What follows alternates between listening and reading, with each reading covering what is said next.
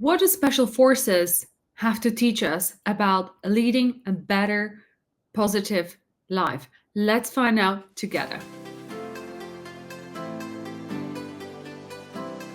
Let's get into it. Suddenly a whole like machine gun fire started on us, accurate machine gun fire, like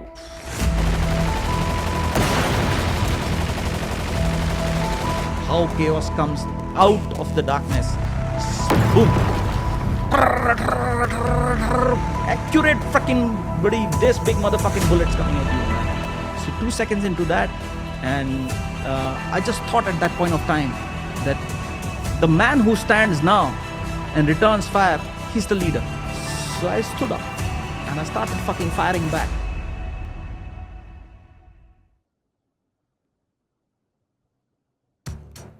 The Indian Special Forces, for someone who knows about the army, it's considered okay. This is like the most, for lack of a better word, badass part of the army. And there's not much about that out there. And I know it's going to change in the next 10, 20 years, sir. But if the change had to begin with this question, how would you introduce the Indian Special Forces to the Indian audiences? Special forces stand for efficiency. It's the highest form of efficiency that a human being can achieve in this reality. You send me naked in a mountain and you leave me there, I'll get back. And I'll go and do what needs to be done because I've chosen that experience. So that's where the spirit comes from. So 3 years in the NDA and then 1 year in the IMA, and then after all of this intense amount of ragda that you get, and you still choose for more, right? So it takes balls to fill in your volunteer form. From the moment you land up at that gate, from there onwards, your life shifts. All your paraphernalia of your ego and your perceptions of yourself and all those things, they dissolve in the amount of energy which is expended or you are exposed to. It just shatters all that is around you, and very quickly you are brought out from there. You come to realize about yourself a lot, what your body is capable of, what your mind is capable of, what your heart is capable of, and what is there beyond when you give up, when you just let it all go and you're hanging by that thread of choice, because it's a choice you made. So you're hanging by the thread of choice, constantly there. Even if Yamraj comes and stands in front of you, you'll tell, fucking put a bullet in you, man, get the fuck out of my way. You get through this process, and from what I hear, it's a lot about breaking the man, breaking through all the layers, getting to the core. And the process of breaking those layers, some people's cores break, and those are the ones that leave. And the ones who are left with that pure core, They become more powerful. Well, now you realize yourself, you know what you are. You just look back at what you have gone through for this long period of time, and then you realize that nothing is impossible. Nothing. do you feel that combat also continues your training process? Of course. It's like a painter who hasn't painted. If a special forces soldier has, you've gone through NDA, you've gone through IMA, you've gone through a lot of shit in life, you volunteered, you got into, reached the battalion, gates of hell, and you reached there and you've gone through a process of 6 months of bloody getting screwed up and this, that, and all that, and then you have not seen combat, or you've seen very less of combat, you're not there. So I remember my first combat experience. What happened? I was sitting on top of a mountain.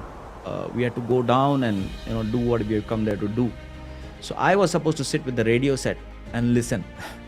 What my team commander told me, you listen and learn. That's what he told me. You keep sitting there.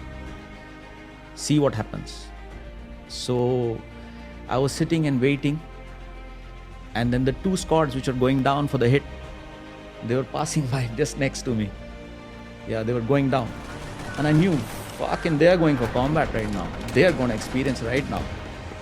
And the last guy was going, and I just told my buddy, I'm also going, bye-bye. And I went down behind the last guy.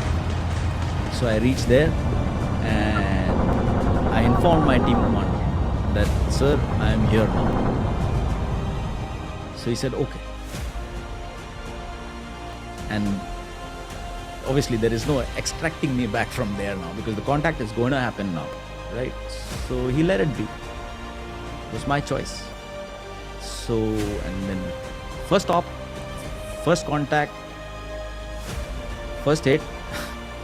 That's how I experienced it. I chose it. There is no authority in combat. When the shit is flying and death is like constantly zipping around you, like that, there is no authority. There is no captain, major, colonel, brigadier. Frickin' no one. It's just you and the people who are there with you. And what are you going to do right now? That is what decides leadership there. That is what either keeps it all together or everything is destroyed. In all your missions, you've not seen casualties to the extent where, I don't think you've taken a bullet yourself or you've not had a bullet injury. Nothing. Every fucking time chaos has hit, right? Through that chaos, never taken a bullet. Had enough of fucking bullets fired at me. I've had fucking weapons shoved in my face. I've been surrounded by enemy. I've opened my hands like this and looked at him in the fucking eye and told him, it's okay, I've killed 4 like you. Okay, kill me, man. Fuck off. Right? And then look beyond what is there to see what is there now. To see it and experience it. Like my whole life flashed in front of it. 3 times it has happened. No.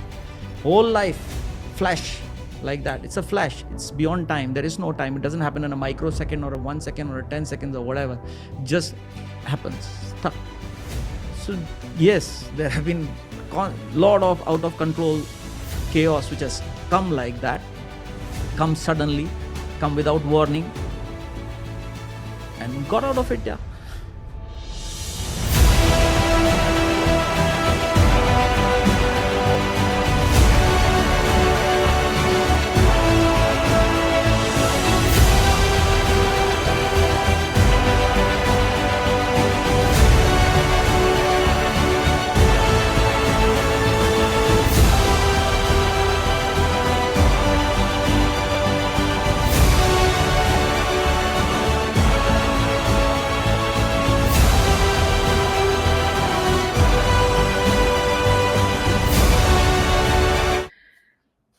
Wow, what a video. What a video.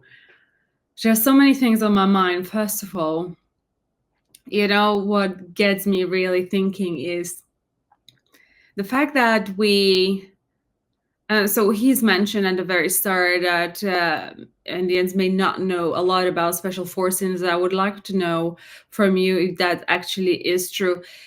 The reason why I'm asking is because, when I look at the world, and I, obviously live in a part of the world which is, I would say, more peaceful. They're not, apart from these days, but we've lived in a relative peace. So no one really cares here about the army. Like, we have NATO, but they kind of don't even fight,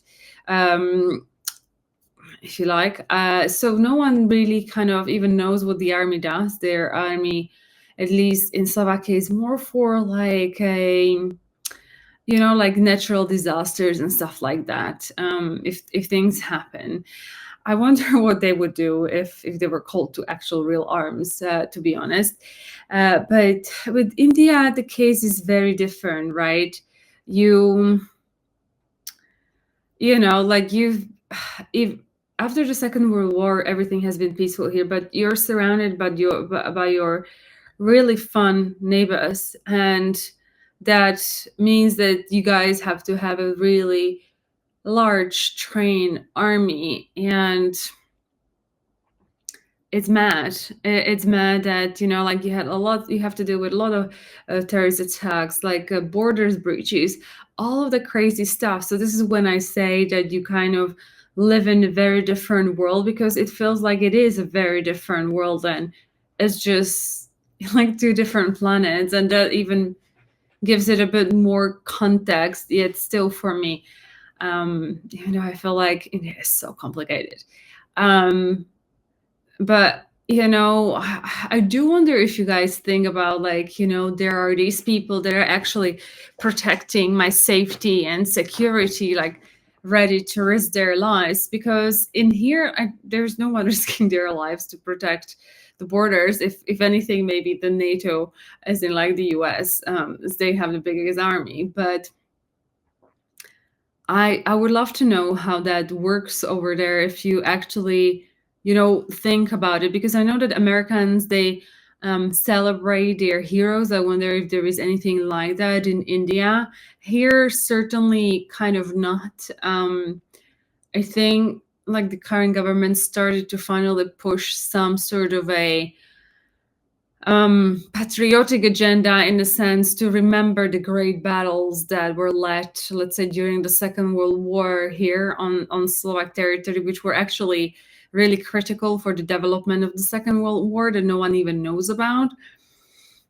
But when you think about this, it's crazy from the point of view when like we're so bogged down by our day-to-day. It's like, oh, don't talk to me this way, I don't appreciate it. Like your spouse told you something you didn't like, you started your bickering arguments, etc. Like we make fuss of so many irrelevant things, and then there you have people who are literally going into a combat, they don't know where they're going, and they are ready to risk their lives for a country, for protection of its people. I think, like when you put these things into perspective, all the other things that like I didn't get to the uni, or my parents want me to be an engineer and I want to be an artist, suddenly wash away. And sadly, I'm not too sure how it's like in India, but feel free to let me know. At least in the West, I feel like, I don't know if you heard the term snowflake generation, which is supposed to be about young people. Not offense to young people, I'm talking about the Western culture, but I would like to extend that term. I feel like we're all kind of a snowflake generation these days, and I think even largely due to I think woke culture. The character, like, we're so very fragile. Like everything offends everyone these days. You can't even joke these days. And if they went to that field and they were, and like having bullets, as they were showing, like flying over his arm, I don't know what they would do. Like I think what's really missing is at least in the West, let me know what's like in India, is that there is like no, because when you live in a comfort and peace, I think you're not forced to build up your character as much as if you are in the circumstances which are adverse to your existence and you have to overcome a lot. And then people fall apart. Obviously, there are other, I think, factors that we have to consider when talking about this. But I always say, like, when you take an example of the US, right? Like they haven't had a war for a really, really long time. They've been living in a peace for such a long time. All the wars are fought outside, and this is why people have time to come up with things like wokeness, I feel like, because they have no real problems. They're pretty comfortable, and I don't want to dismiss that, because they have a hardcore capitalism. You either make it or you don't, right? Like it's not so eyes rose colored glasses type of a situation there. But from the perspective of life-threatening situation, yeah, they do have crime and stuff like that, but they haven't really been to war as people for a really long time. Where at least here, I would remember my grandma, who's passed away, who was telling me about the Second World War and some crazy stories. And also, my grandma was a very brave person, very character forming things she's done in front of soldiers. And like until you've at least heard from someone close these experiences, I don't think it lands that much with you what it does to you as a person. And I really love the inspirational part of this video, because it was truly inspirational. You just have to really think like, if let's say there were not people in Indian Army like that, then perhaps there's no point of you aspiring to be a doctor or an engineer, because you would be, extinguished as a country. And then we have those ridiculous goals. I just always come to that. But the fact what he was saying, what really resonated with me, were two things. One, he was saying, like, we don't really know. Okay, many things, more than two. What are our limits? We live in these, almost, at least in here, obviously I can't judge or mention about India, but we live in these comfortable bubbles. Obviously you work hard to, let's say, have a nice apartment, to have extra money to go on holidays. It's not like it doesn't have its price. Like, in my life, I've went through a major burnout. I worked like for one. I mean, I've always worked super hard, like around the clock. But there was one year where I had to manage a huge team of people. There was one year of my life where I experienced so much shit that it felt like I've learned through 10 years. And it has been definitely a character forming exercise at that point. But the prize was a major burnout, because I was sleeping maybe like 4 hours and just constantly working. And my motivation was, I had a really big team of people. I had, like, if let's say I would lose that particular client, like 60 people would go out of a job, right? That I, even though they were paying me shit, because obviously in the UK, you're the foreigner, you're the cheap working labor.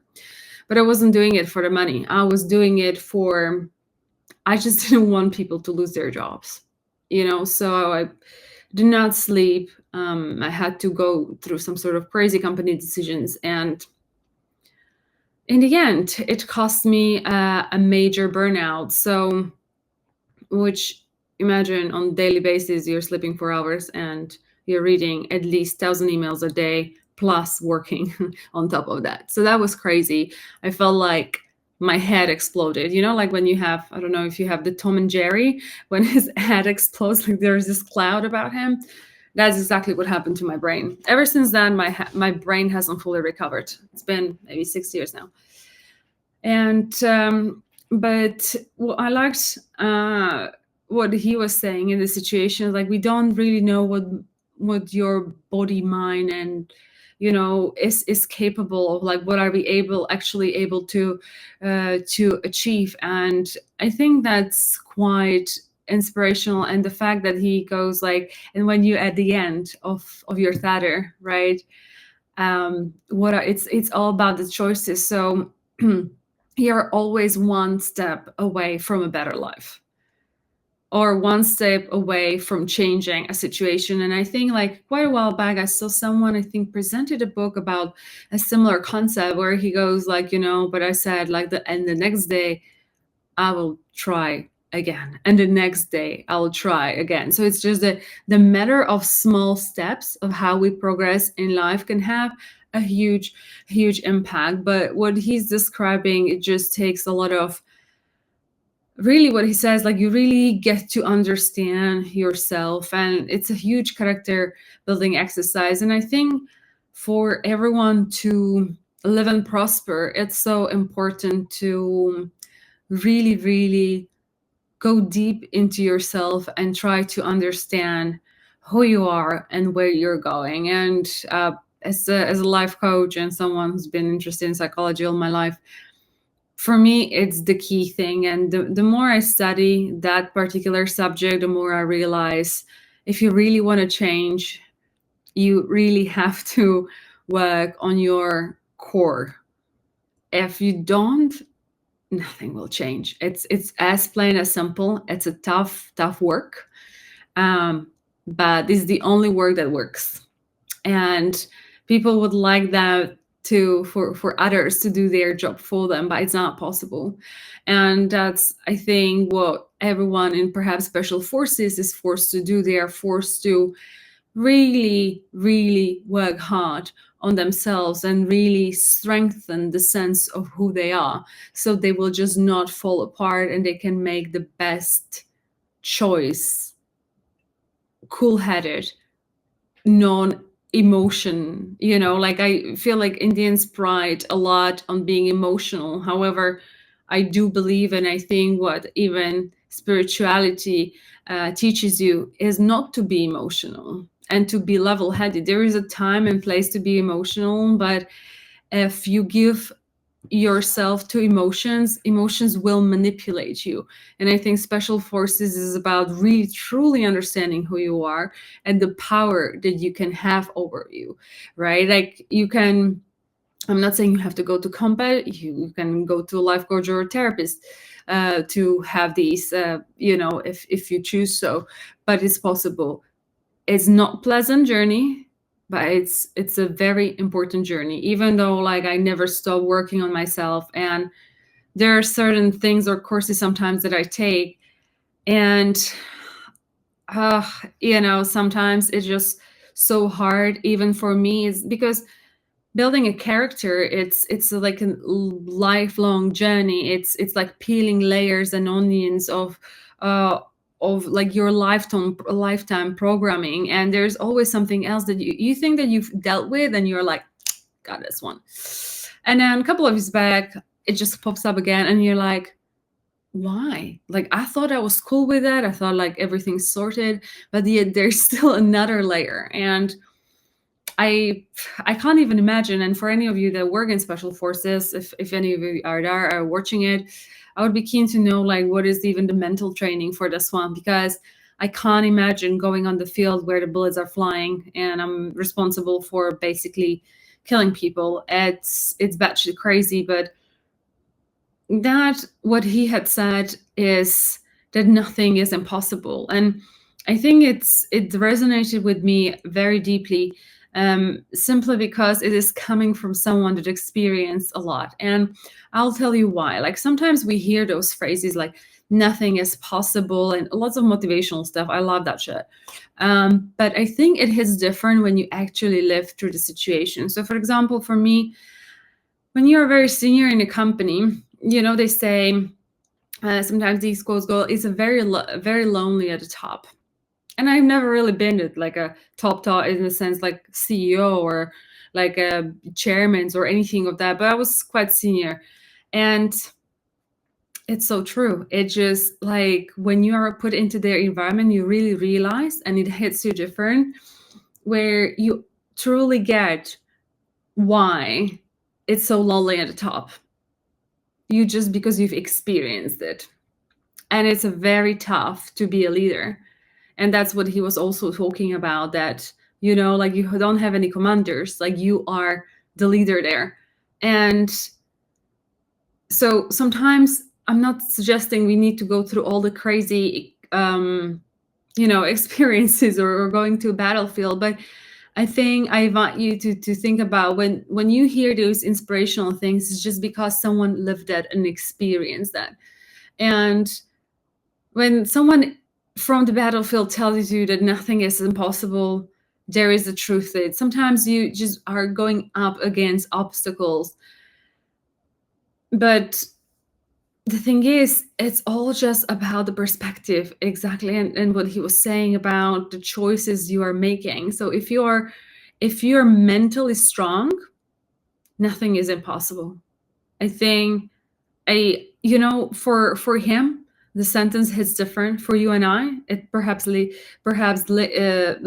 hits different depending on your life experiences. Perhaps you never had to fight for or done anything that appeared to be impossible.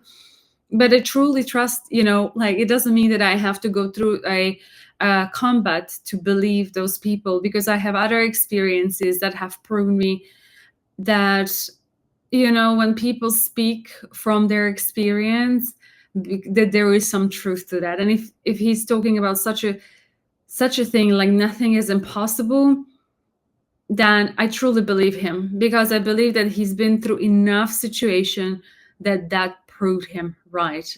And I would love to all of us to learn from that, not necessarily needing to go through those crazy situations, but really think about it, where you're in your life, and consider what you consider currently impossible, and thing is not impossible. And with that being said, thank you guys so much for watching today with me. If you did enjoy, you know what to do. Give it a thumbs up, share, like, and subscribe to this channel. Sending you lots of love and see you next time. Bye-bye.